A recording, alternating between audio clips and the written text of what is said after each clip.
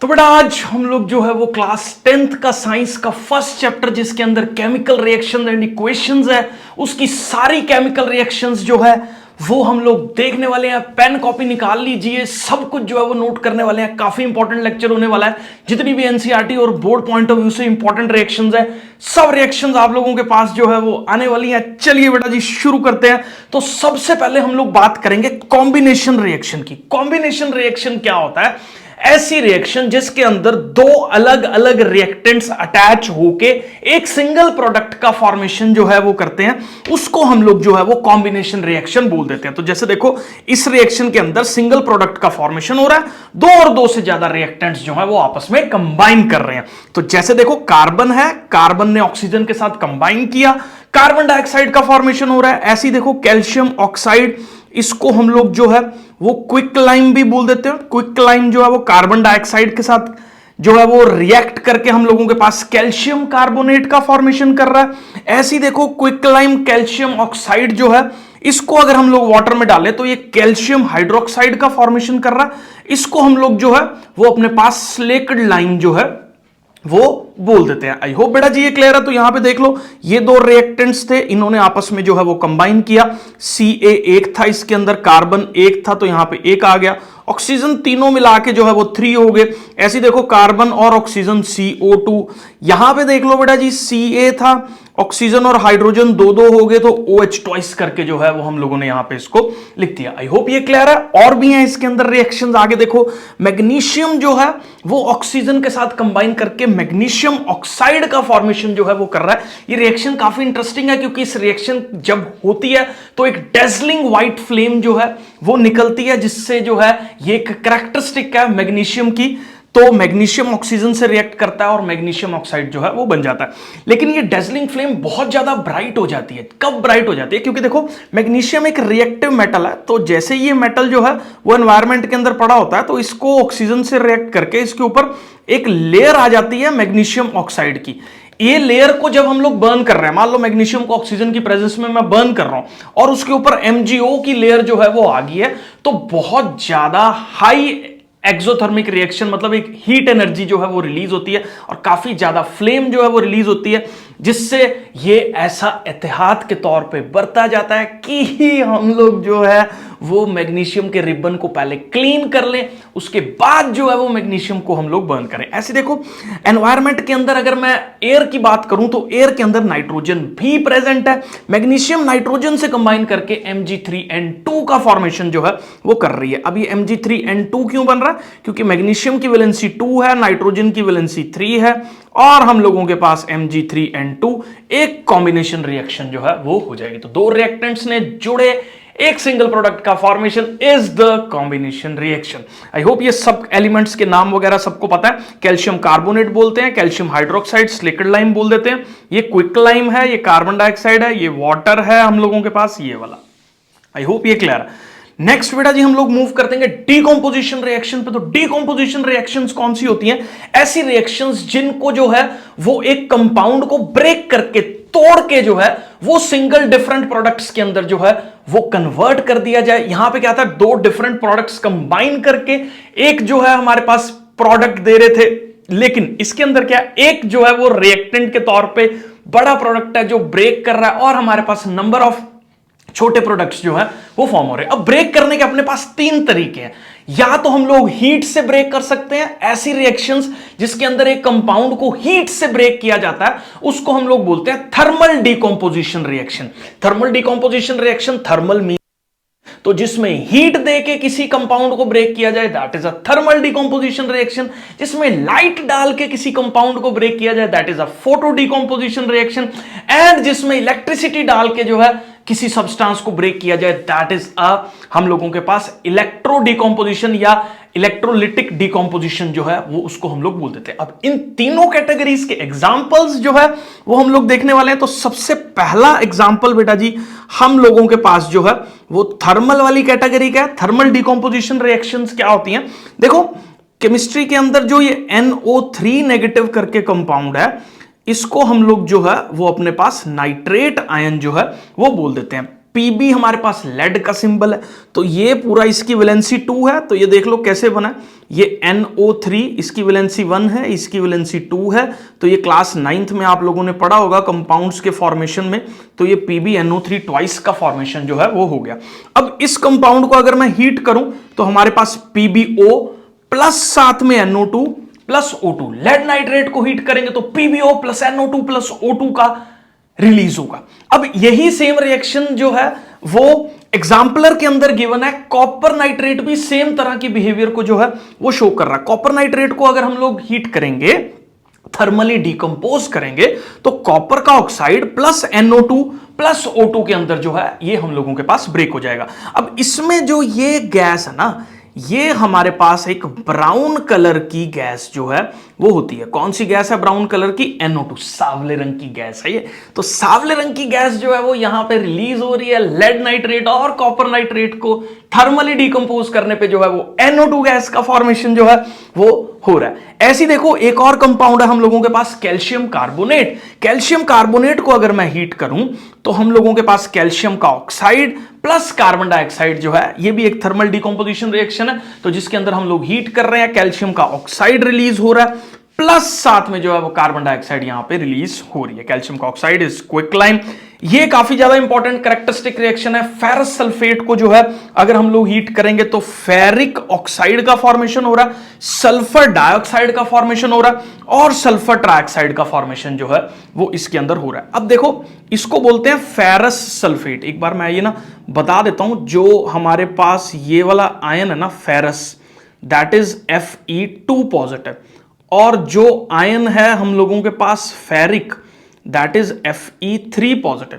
अगर मैं ferrous sulphate की बात करूं तो आयरन और सल्फेट ये दोनों 2-2 वैलेंसी के हैं। अगर हम लोग कॉमन रेशियो लेंगे तो 1-1 हो जाएगा और हमारे पास ये कंपाउंड बन जाता है कौन सा?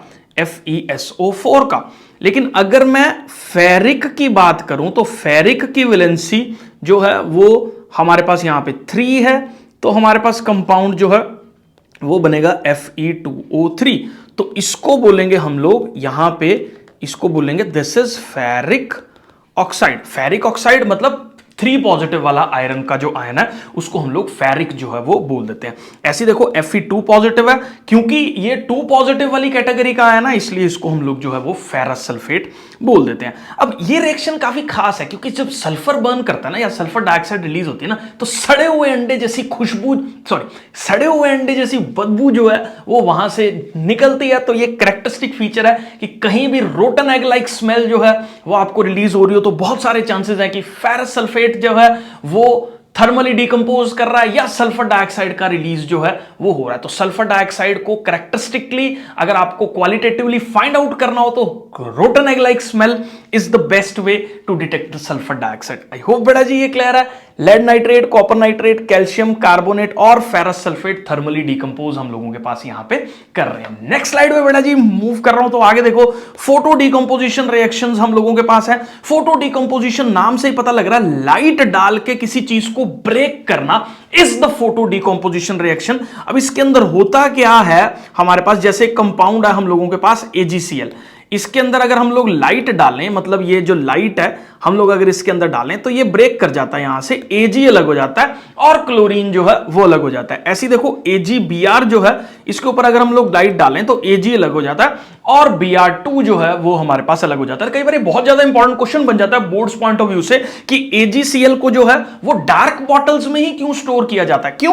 क्योंकि लाइट बॉटल के अंदर अगर मैं AgCl को स्टोर करने वाला हूं तो मेरे पास जो है वो Ag और क्लोरीन में जो है वो ब्रेक कर जाएगा, जिससे AgCl जो मैंने स्टोर कर रखा था वो खत्म हो गया, Ag में चेंज हो गया, चांदी हो गई आपकी। तो ठीक है, तो जिसकी वजह से जो है काफी मुश्किल हो जाता है इसको स्टोर करना। तो डार्क बॉटल्स यूजुअली हम लोग जो है वो प्रेफर करते हैं। सिमिलरली देख लो AgBr को भी लाइट के अंदर हम लोग स्टोर नहीं कर सकते। अब ये रिएक्शन जो है ना ये काफी ज्यादा इंपॉर्टेंट रिएक्शन है और ये पर्टिकुलर रिएक्शन जो है वो हम लोगों के पास ब्लैक एंड व्हाइट फोटोग्राफी के तौर पे जो है वो इस्तेमाल की जाती है। ये पुराने टाइम पे जो हम लोगों के पास रील वाले कैमरास जो हैं वो रहते थे, उन रील्स के ऊपर ये सॉल्यूशन लगा होता था।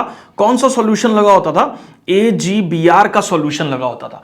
जैसे ही कैमरे का अपर्चर ऑन होता था, लाइट जो है वो एंटर करती थी तो यहां पे लाइट एक इंप्रेशन जो है वो छोड़ देती थी, जिसके ऊपर जो है वो सिल्वर बन जाता था और ब्रोमीन जो है वो रिलीज हो जाती थी। उस इंप्रेशन को वॉश करके केमिकल प्रोसेसेस के थ्रू हम लोग जो है वो बाद में फोटोग्राफ्स जो है वो डेवलप कर लेते थे। ये इंप्रेशन को हम लोग जो है वो फोटोग्राफिक टर्म्स के अंदर नेगेटिव जो है वो बोलते। तो ब्लैक एंड व्हाइट फोटोग्राफी के अंदर AGPR का सॉल्यूशन जो है वो अप्लाई किया जाता है। लाइट जो है वो कैमरा के अपर्चर से एंटर करती है, कैमरा के अपर्चर से जैसे ही लाइट जो है वो एंटर करती है एक इंप्रेशन आ जाता है उस पर्टिकुलर AGPR वाली शीट के ऊपर, जिसको हम लोग नेगेटिव जो है वो बोल देते हैं। आगे केमिकल प्रोसेसेस यूज करके उसको हम लोग ब्लैक एंड व्हाइट फोटोग्राफी के अंदर जो है वो कन्वर्ट कर सकते हैं। आई होप बेटा जी ये क्लियर है।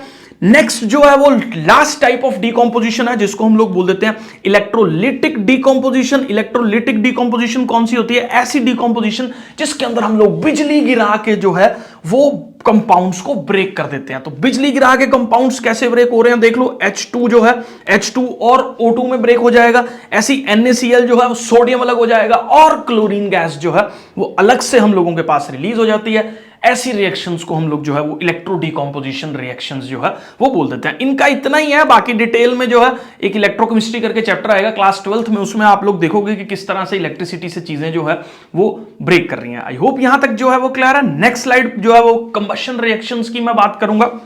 तो आप अपने दिमाग में ये बिठा लो कि कोई सा भी हाइड्रोकार्बन हो, हाइड्रोकार्बन का मतलब ऐसा कंपाउंड, मैं यहां पे लिख देता हूं बेटा जी जो भी बोल रहा हूं, मैं टर्म यूज कर रहा हूं, कोई सा भी हाइड्रोकार्बन हो, मतलब कार्बन और हाइड्रोजन का कोई भी कंपाउंड जो है वो यहां पे हो।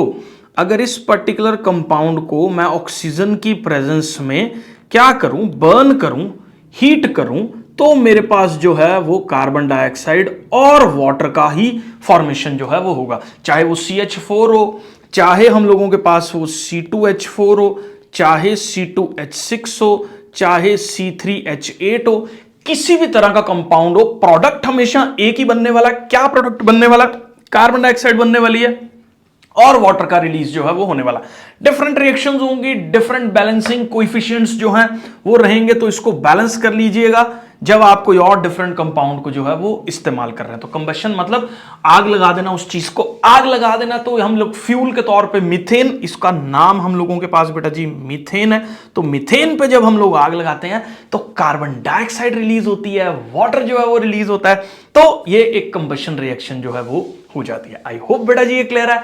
नेक्स्ट स्लाइड पे जो है वो मैं मूव कर रहा हूं, तो आगे देख लो बेटा जी, ये भी कंबशन रिएक्शन है। मैग्नीशियम को ऑक्सीजन की प्रेजेंस में हम लोग बर्न कर रहे हैं और हम लोगों के पास एक डेजलिंग व्हाइट फ्लेम वाला जो मैग्नीशियम ऑक्साइड है वो रिलीज हो रहा है। साथ में बहुत सारी एनर्जी जो है वो रिलीज होती है। इस रिएक्शन के अंदर एनर्जी क्योंकि रिलीज हो रही है तो इसको हम लोग जो है वो एक्सोथर्मिक रिएक्शन भी बोल देते हैं। आई होप बेटा जी ये क्लियर है। नेक्स्ट केमिकल रिएक्शंस के कॉन्सेप्ट पे मूव कर रहा हूं। आगे देखो, रेस्पिरेशन को भी जो है हम लोग यहां पे टेकअप कर रहे हैं। तो रेस्पिरेशन में क्या हो रहा है, ये ग्लूकोज है हमारी बॉडी के अंदर जो हम लोग फूड कंज्यूम करते हैं, ग्लूकोज की फॉर्म में जो है वो सेल्स के अंदर क्या हो जाता है, ये स्टोर हो जाता है। इसी ग्लूकोज को सेल जो है वो कंबशन करते हैं, क्योंकि हम लोग ऑक्सीजन को जो है वो इनटेक कर रहे हैं। ये ऑक्सीजन जो है उस ग्लूकोज से जाके रिएक्ट कर रही है, कार्बन डाइऑक्साइड और वाटर रिलीज हो रहा है और साथ में बहुत सारी एनर्जी जो है वो रिलीज होती है, जो कि हम लोग यूटिलाइज कर रहे हैं अपनी डे टू डे एक्टिविटीज के अंदर। जो मैं बोल रहा हूं वो भी ग्लूकोज की बर्निंग है।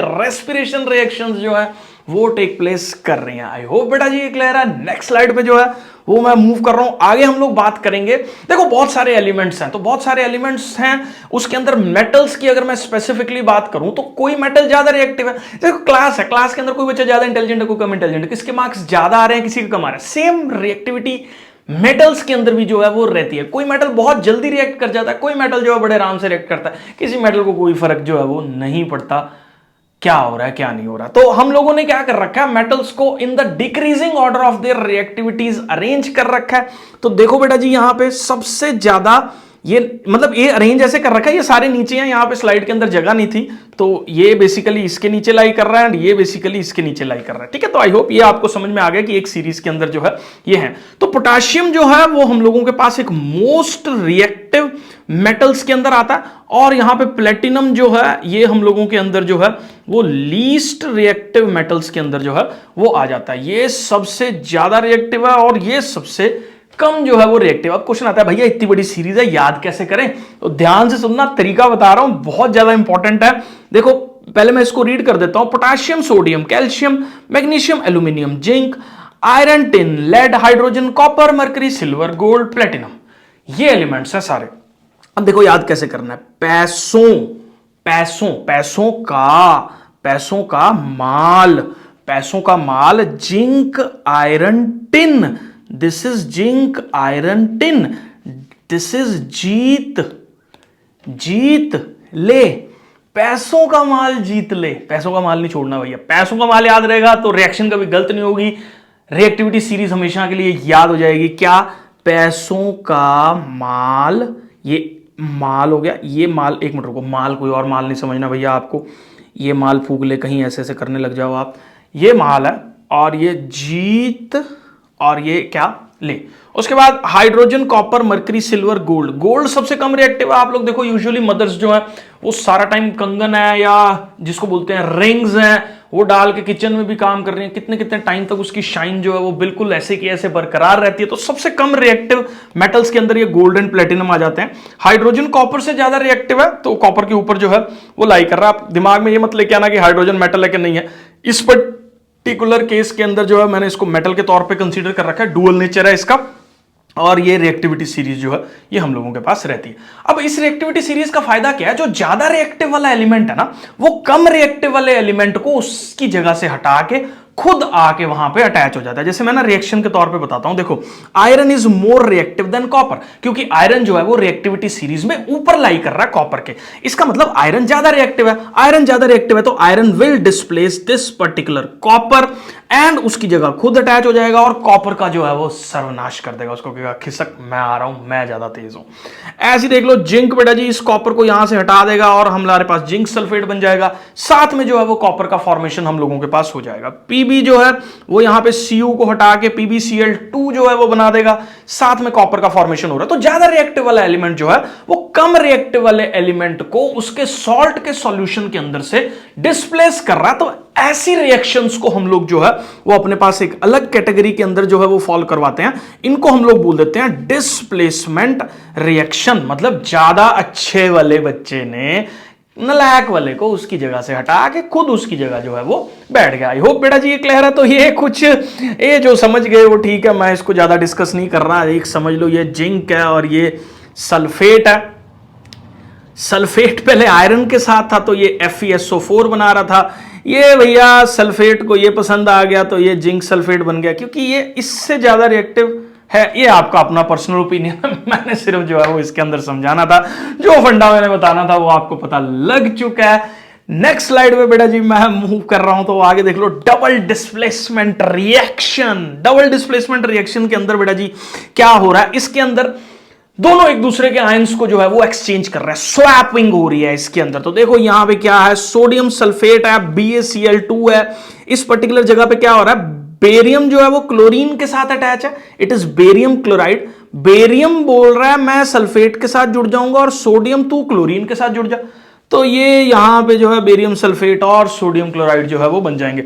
ये एनसीईआरटी में रिएक्शन दे रखी है, ये एग्जाम्पलर के अंदर एक रिएक्शन में दे रखा है। तो सोडियम सल्फाइड और बेरियम क्लोराइड भी इसी तरह की रिएक्शन जो है वो फॉर्म कर रहे हैं। देखो SO4 नेगेटिव आयन जो है इसको हम लोग बोल देते हैं सल्फेट आयन, और SO3 नेगेटिव आयन को हम लोग बोल देते हैं अपने पास यहां पे सल्फाइड आयन। तो यहां पे दोनों जो है वो प्रेसिपिटेट्स का फॉर्मेशन कर रहे हैं, मतलब रिएक्शन मिक्सचर के अंदर बैठ जा रहे हैं। इसको डबल डिस्प्लेसमेंट रिएक्शन बोलते हैं। लेकिन ये पर्टिकुलर स्पेसिफिक रिएक्शन हम लोगों के पास जो है वो एक प्रेसिपिटेशन रिएक्शन भी जो है वो कंसीडर की जाती है। आई होप बेटा जी ये क्लियर है। अब इसकी भी फनी चीज है, पेपर के अंदर कैसे बताना है कौन सी रिएक्शन है, तो ये डबल डिस्प्लेसमेंट रिएक्शन, ठीक है। तो आई होप बेटा जी ये जो है वो आपको इजीली हेल्प करेगा लर्न करने में चीजों को। नेक्स्ट स्लाइड बेटा जी हम लोग मूव कर रहे हैं। ऑक्सीडेशन एंड रिडक्शन रिएक्शंस जो है वो कौन कौन सी रहती हैं। अगर कोई एलिमेंट ऑक्सीजन को गेन कर रहा तो ऑक्साइड बना रहा, this is a oxidation reaction जो है ये हम लोगों के पास यहां पे हो जाएगी। तो यहां पे भी देख लो ये कॉपर ऑक्साइड था, इसने हाइड्रोजन के साथ कंबाइन करके ये ऑक्सीजन को लूज कर रहा है, तो यहां पे कॉपर ऑक्साइड का जो है वो हम लोगों के पास क्या हो रहा है, रिडक्शन हो रहा है। ऊपर वाले केस में ऑक्सीडेशन हो रहा है क्योंकि कॉपर ऑक्साइड का फॉर्मेशन हो रहा है, नीचे वाले केस में जो है वो रिडक्शन हो रहा है क्योंकि कॉपर जो है वो कॉपर ऑक्साइड से बन रहा है। अब इससे अगले वाली रिएक्शन के अंदर अगर आप बात करो तो देखो जिंक ने जो है, जिंक ऑक्साइड ने क्या किया, लूज किया ऑक्सीजन को। जिंक ऑक्साइड ने अगर इसको लूज किया तो ये हम लोगों के पास कौन से वाला केस होगा बेटा, रिडक्शन का। कार्बन ने जो है वो ऑक्सीजन को गेन किया तो ये कौन सा केस होगा, ऑक्सीडेशन का। एक ही केमिकल रिएक्शन जिसके अंदर दोनों हो रहे हो, ऑक्सीडेशन भी हो रहा है रिडक्शन भी हो रहा है, ऐसी केमिकल रिएक्शन के लिए हम लोग एक अलग नया वर्ड यूज कर देते हैं। Red is from the reduction, ox is from the oxidation, तो पूरा नाम हो गया इसका रेडॉक्स रिएक्शन जो है ये हम लोगों के पास हो जाएगा। लास्ट रिएक्शन है, काफी ज्यादा इंपॉर्टेंट रिएक्शन है, बच्चे यूजुअली इस रिएक्शन को भूल जाते हैं, ध्यान से देख लेना। तो MnO2 इज मैंगनीज का dioxide. Mn is manganese, not magnesium, manganese, manganese का ऑक्साइड HCl के साथ जो है वो मैं रिएक्ट करवा रहा हूं। तो यहां पे देख लो मैंगनीज का क्लोराइड बन रहा है, H2O बन रहा है और हमारे पास यहां पे Cl2 बन रहा है। अगर आप इन पर्टिकुलर रिएक्शंस की बात कर रहे हैं हम लोग, तो इस पर्टिकुलर जगह पे ऑक्सीजन को लूज किया इसने, तो यहां पे जो है वो हम लोगों के पास रिडक्शन हो गया। और यहां पे क्लोरीन ने जो है वो हाइड्रोजन को लूज किया, हाइड्रोजन को लूज करना इज ऑक्सीडेशन। तो MnO2 हमारे पास रिड्यूस होके MnCl2 में चेंज हो गया और HCl जो है वो ऑक्सीडाइज होके Cl2 में जो है वो हम लोगों के पास चेंज हो गया। आई होप बेटा जी ये क्लियर है। ऑक्सीजन का गेन करना इज ऑक्सीडेशन, ऑक्सीजन का लूज करना इज रिडक्शन, हाइड्रोजन का गेन करना इज रिडक्शन, हाइड्रोजन का लूज करना इज ऑक्सीडेशन।